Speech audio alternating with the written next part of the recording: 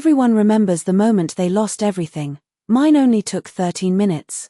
The music was still playing, glasses still clinking, 500 guests dressed in black tie elegance under warm golden lights, and yet somehow, the entire room felt like it had been drained of oxygen in a single second, because right there, in the center of it all, Jason Miller's hand had just struck my face. Not brutally, not savagely, but deliberately, controlled, calculated, enough to humiliate, enough to silence, and the sound echoed sharper than any scream ever could, a clean, chilling crack that froze conversations mid-sentence. I didn't fall, I didn't cry, I didn't even touch my cheek, and that was the first thing that made people uncomfortable, because they expected a scene, a breakdown, something messy they could whisper about later, but instead, I just looked at him, steady, unreadable, like I already knew something they didn't. Say it again, Jason sneered, loud enough for the nearest tables to hear, his voice carrying that smug confidence of a man who thought he owned the narrative, who thought this was his stage, his victory, his moment. A few guests shifted awkwardly, others leaned in, drawn by the tension like it was entertainment, phones subtly tilting upward, capturing what they thought was the climax, but it wasn't, not even close. Somewhere behind me, I heard Sophia inhale sharply, a quiet, warning breath, like she knew exactly where this was going. I could feel 500 pairs of eyes waiting for me to break, to react, to give them something, but instead, I reached slowly into my clutch, my movements calm, almost surgical, and that's when the energy in the room changed, just slightly, just enough for the closest observers to sense it. Jason laughed under his breath, shaking his head. "What, you're gonna call someone?" And I met his gaze, unwavering, as my thumb hovered over the screen, because the truth was, I already had. I didn't dial right away, and that was intentional, because timing is everything when someone thinks they've already won. My thumb hovered just long enough for doubt to creep into the room, subtle at first, like a shift in temperature, like something unseen had just entered and no one could explain why. Jason's smile didn't drop, but it tightened, just slightly, the way it does when confidence starts cracking at the edges. "Go ahead," he said, louder now, playing to the crowd, feeding off their attention. "Call whoever you think can save you." And a few scattered laughs followed, nervous, unsure, people not fully committing because something about this didn't feel right anymore. I finally pressed the call button and lifted the phone to my ear, calm, steady, every movement measured, and when he picked up, I didn't waste a single word. "Dad, it's time," and then I hung up before he could respond. That was it, no explanation, no emotion, just a sentence that landed heavier than the slap itself.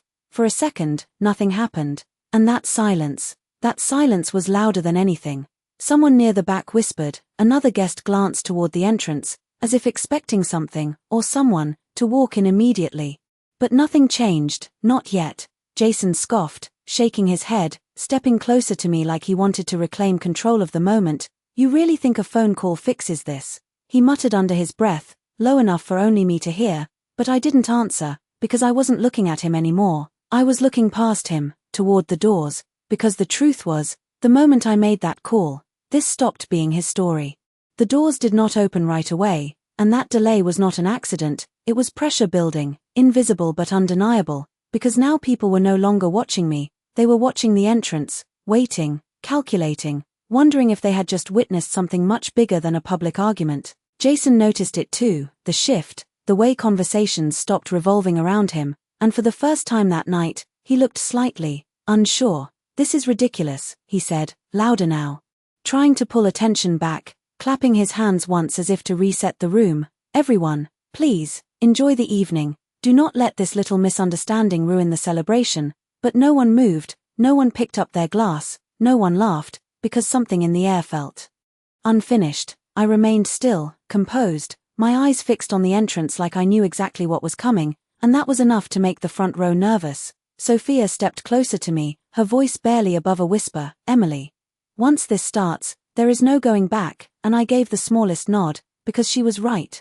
There was no going back, not after tonight. Across the room, one of the older guests, a man who had been in business circles long enough to recognize patterns, suddenly straightened his posture, his expression shifting from curiosity to concern, like he had just connected a name to a possibility.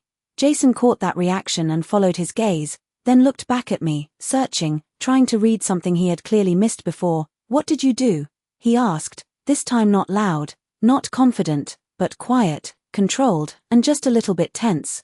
I did not answer, because right then, from the other side of those closed doors, came the first sign, not a voice.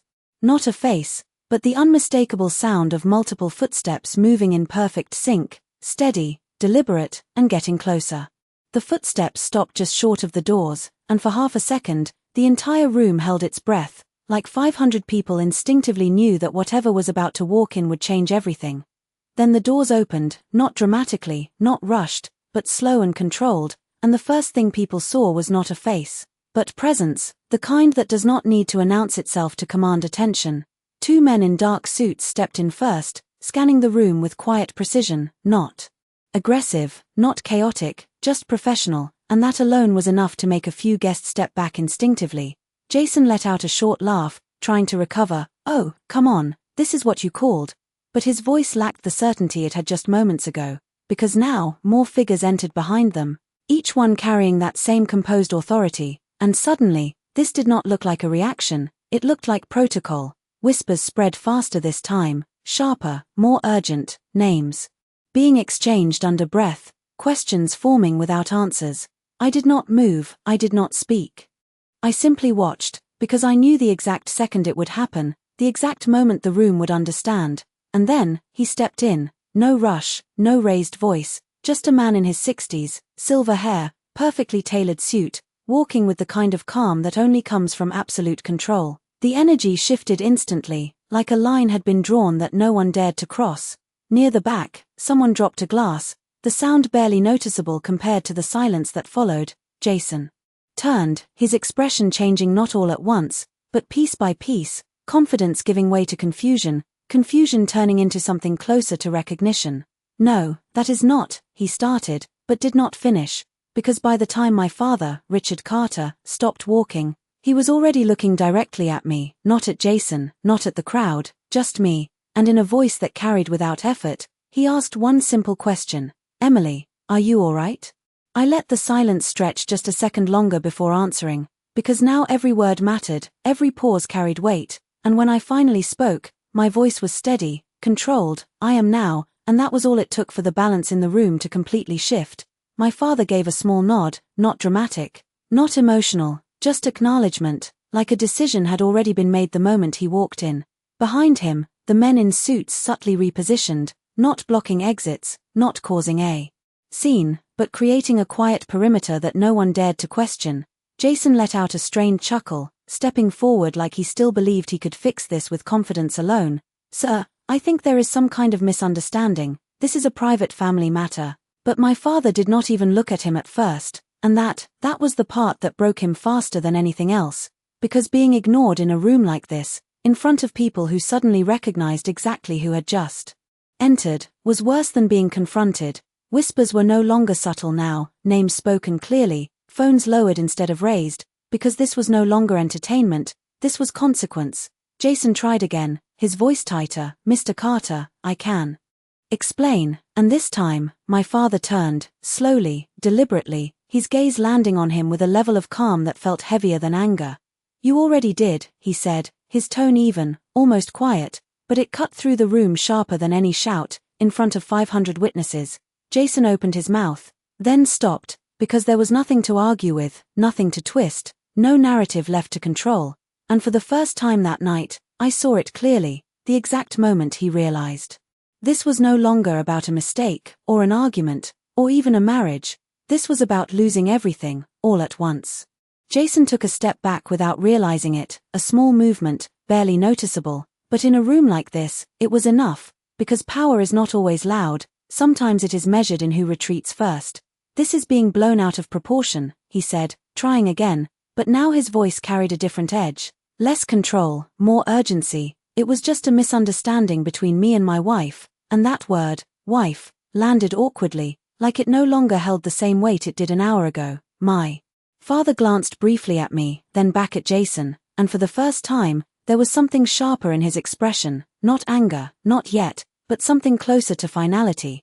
"You seem to be confused about what this is," he said calmly, each word spaced just enough to make sure it landed. "This stopped being a private matter the second you decided to make it public." A few heads nodded subtly in the crowd, The kind of agreement people do when they realize they are standing on the side of the person with real authority. Jason looked around, searching for support, for familiar faces, but what he found instead were people avoiding his eyes, stepping slightly away, distancing themselves without making it obvious. Sophia shifted beside me, her presence steady, like she had been waiting for this exact moment, and I could feel the tension in her posture ease just a little, because now the direction was clear. "Emily," Jason said, turning back to me, lowering his voice, trying a different approach, softer, almost pleading. "Tell him this is not necessary," and for a split second, the room leaned in again, waiting to see if I would step in, if I would soften, if I would undo everything that had just been set in motion. But I did not move, I did not speak, because there was nothing left to protect, and that silence from me, that was the answer he was not ready for. The silence after that felt heavier than anything that had happened so far, not empty, but loaded, like every second was tightening a grip no one could escape. Jason saw it too, the way the room had already chosen a side without saying a word, and that was when his confidence finally cracked all the way through.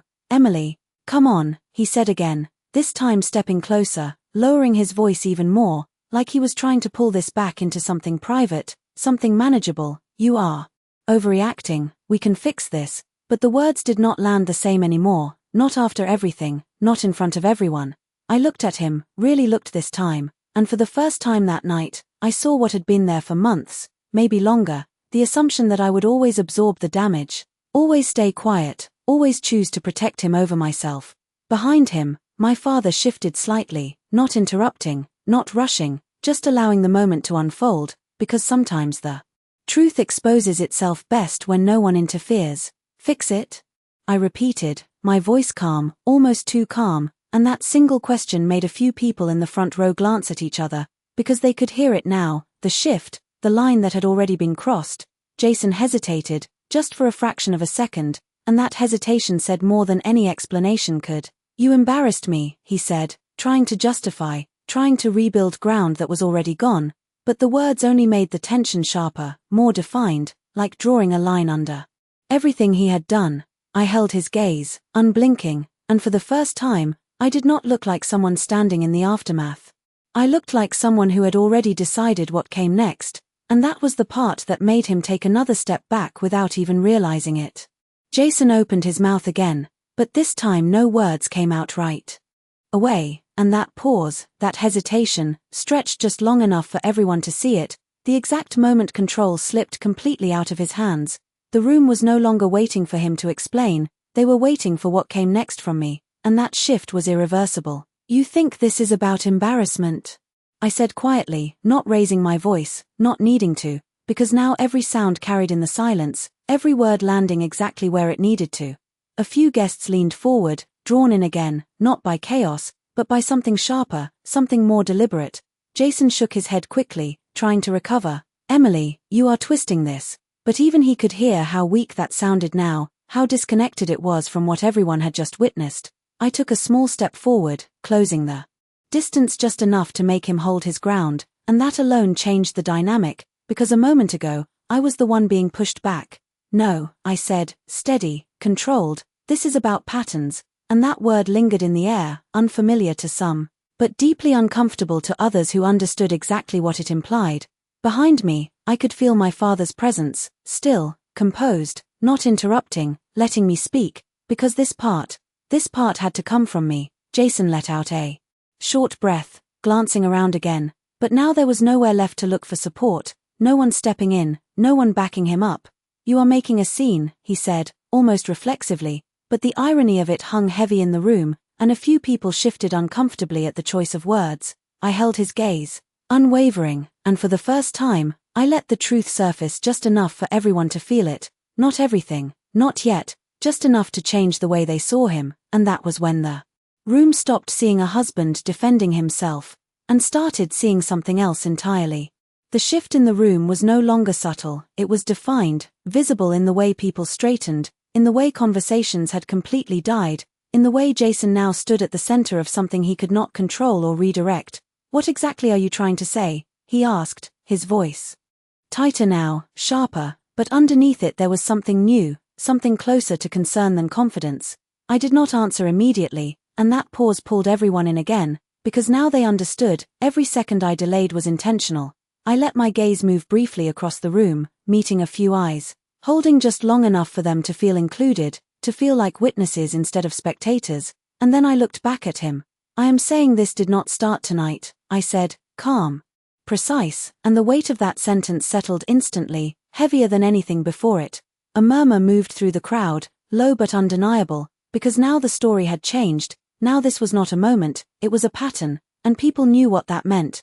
Jason shook his head quickly, stepping forward again like proximity could restore control. That is not true, he said, but he did not sound certain anymore, not like before. Behind me, I could hear one of the guests whisper something, a name, a detail, something that connected a memory, and that was how it spread, not loudly, not dramatically, but quietly, piece by piece.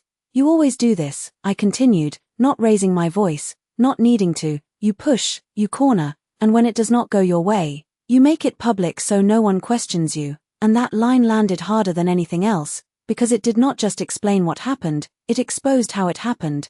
Jason froze for a fraction of a second, just long enough for the people closest to him to see it, and that was all it took, because in that moment, the room stopped wondering what was going on, and started understanding exactly who he was. Jason's jaw tightened as the room turned on him in a way no one had to announce, no confrontation, no shouting, just distance, quiet, deliberate distance, the kind that isolates faster than any accusation ever could. You are twisting everything, he said again, but now the words sounded repetitive, hollow, like he was trying to convince himself more than anyone else. I held his gaze, steady, and this time I did not pause, because this was where the truth stopped being subtle. Then explain it, I said, calm, direct, and that challenge landed differently, because now it was not about denial, it was about proof. Jason opened his mouth, but nothing came out, not immediately, and that hesitation stretched just long enough for people to notice, for doubt to settle in deeper. Behind him, one of the guests quietly stepped away, then another, small movements, but together they created space around him, like an invisible line had been drawn. Explain why this always happens when you feel like you are losing control, I continued, my voice even, measured. Explain why it is always in front of people, always loud enough to shift attention, always designed so no one questions you in the moment, and with each word, the pattern became clearer, not just to me, but to everyone listening. Jason shook his head again, but slower this time, less certain, his eyes flicking briefly toward my father, then back to me, as if trying to calculate something he no longer understood. This is not what it looks like, he said. But the sentence fell flat before it even finished, because now the room was no longer looking at the moment, they were looking at the history behind it. I took a small breath, just enough to steady the next line, because this was where everything shifted from implication to reality, and once it was said, there would be no way to take it back. I let the silence hold for one last second, just enough for every eye in the room to stay locked in, and then I said it, clear, steady, impossible to ignore. This was not the first time you tried to break me in public, and the reaction was immediate, not loud, but sharp. A collective shift as people processed what that actually meant. Jason froze, not completely, not dramatically, but enough for the truth to land before he could cover it. That is not true, he said quickly, too quickly, stepping forward like urgency could erase what had just been said, but the damage was already done, because now people were not looking for confirmation, they were looking for signs, for moments they might have missed before. I did not raise my voice, I did not need to, because now the room was listening in a different way. You remember the charity dinner last spring, I continued, calm, precise, when you laughed it off as a joke when you pushed me to answer questions I was not ready for, and a few heads turned, recognition flickering across faces that had been there. Jason shook his head again, but slower this time, his denial losing structure. That is not the same, he said, but even he knew it sounded weak. Or the board event in Chicago, I added, my tone unchanged, when you corrected me in front of your partners like I was a mistake you needed to fix, and this time the reaction was stronger, because now the pattern was undeniable, not just a claim, but a series of moments people could connect. Jason took another step back, his expression shifting, not angry anymore, not confident, but exposed, like every version of the story he had relied on was collapsing at once. Behind me, my father remained silent, but his presence alone reinforced everything that was happening, because this was no longer about proving anything. It was about showing everyone what had always been there. No one spoke after that, not immediately, because the room had reached that rare moment where the truth did not need volume, it only needed space, and I let it settle, let every memory, every realization connect in their minds without interruption. Jason stood there, still, like he was searching for something to hold on to, a version of events that could still protect him. But there was nothing left, not here, not in front of these people, not with everything now laid out in the open. I took a slow breath, steady, controlled, and for the first time that night, I felt the weight shift completely off my shoulders, not because of what he lost, but because of what I was no longer carrying. I stayed quiet because I thought it would pass, I said, my voice calm, but no longer distant. I thought if I kept things together, if I made it easier, it would get better, and a few people lowered their gaze, understanding more than they expected to. Jason's eyes met mine again, but there was no anger left there, no control, just the realization of everything slipping away at once. But tonight, I continued, holding his gaze without hesitation. You made it clear it was never going to change, and that was the final line, not loud, not dramatic, just final. I turned slightly toward my father, and he gave a small nod, not of approval, but of understanding, like he knew this moment was mine, not his. Around us, people were no longer watching for drama, they were witnessing closure, something quieter, but far more powerful. I did not look back at Jason as I stepped away, because there was nothing left behind me worth holding onto, and as the distance between us grew, so did something else, something I had not felt in a long time, not relief, not yet, but something close to it, something like freedom, and for the first time that night, the silence did not feel heavy, it felt earned.